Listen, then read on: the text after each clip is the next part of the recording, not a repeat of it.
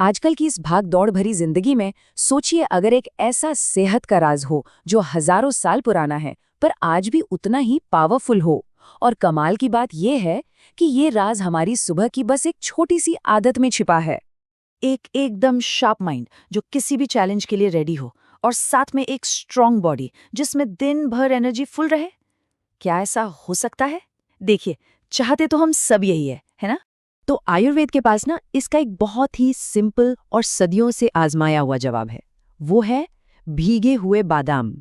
जी हाँ, बस इतनी सी छोटी सी चीज, और इसी में छिपा है सेहत का पूरा खजाना।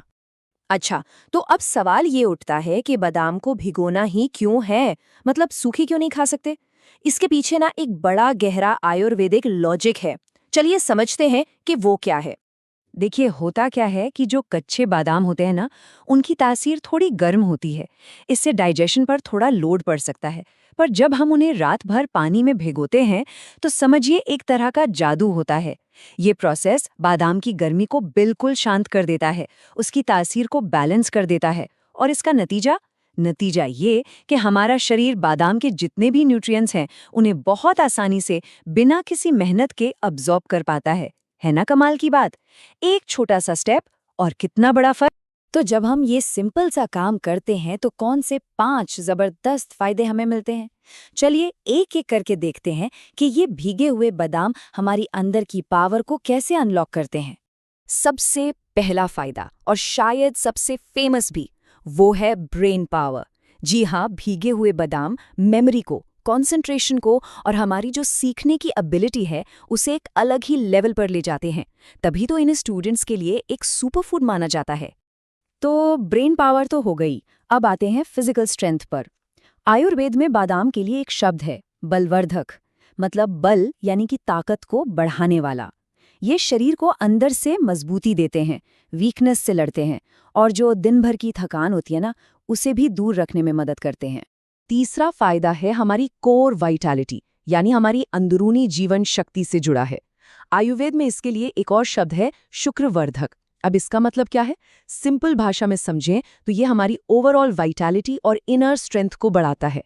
इससे हार्मोनल हेल्थ भी बेहतर होती है और शरीर में एक नई जान सी आ जाती है। अब आते हैं आयुर्वेदिक बैलेंस पर। शरीर में एक वात दोष होता है, और जब ये बढ़ जाता है ना तो कई दिक्कतें होती हैं। भीगे हुए बादाम इसी बढ़े हुए वात दोष को शांत करने में बहुत हेल्प करते हैं। और जब वात बैलेंस में होता है तो जॉइंट पेन, स्किन की ड्राइनेस और नसों की कमजोरी जैसी प्रॉब्लम्स में अपने आप आराम मिलने लगता है। और हाँ, ऐसा नहीं है कि फायदे सिर्फ अंदर ही अंदर होते हैं। जब बॉडी अंदर से नरिश होती है ना तो उसका असर बाहर भी दिखता है। भीगे हुए बादाम स्किन पर एक नेचुरल ग्लो लाते हैं और बालों को भी जड़ों से पोषण देकर उन्हें हेल्दी बनाते हैं।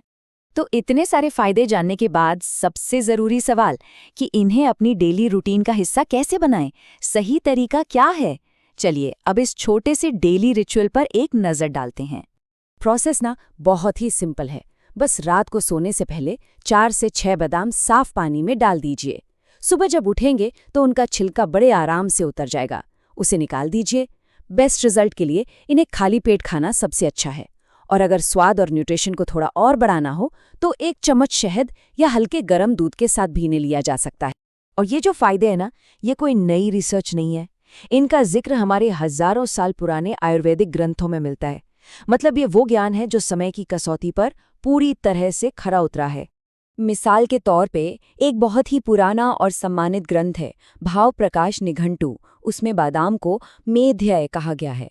अब मेध्यय का मतलब है जो बुद्धि यानी इंटेलिजेंस को बढ़ाए। देखा, ये सीधा सीधा हमारे पहले वाले बेनिफिट से जुड़ गया। और बात यहीं खत्म नहीं होती। एक और पुराना ग्रंथ है राज निघंटु। उसमें बादाम को शरीर को बेसिक लेवल पर स्ट्रेंथ देने वाला बताया गया है।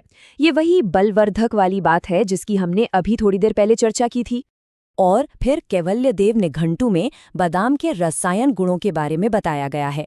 आयुर्वेद में रसायन का मतलब होता है ऐसी चीज जो शरीर को रिजुविनेट करे, मतलब फिर से नया और जवान बनाने की ताकत रखे। ये शरीर को एक ओवरऑल वाइटैलिटी देता है। तो ये सब जानने के बाद एक सवाल मन में आता है कि क्या कभी-कभी हेल्थ के सबसे पावरफुल सॉल्यूशंस असल में सबसे सिंपल नहीं होते? जो हमारी नज़रों के ठीक सामने होते हैं, पर हम उन्हें देख नहीं पाते? इस बारे में सोचिएगा ज़रूर।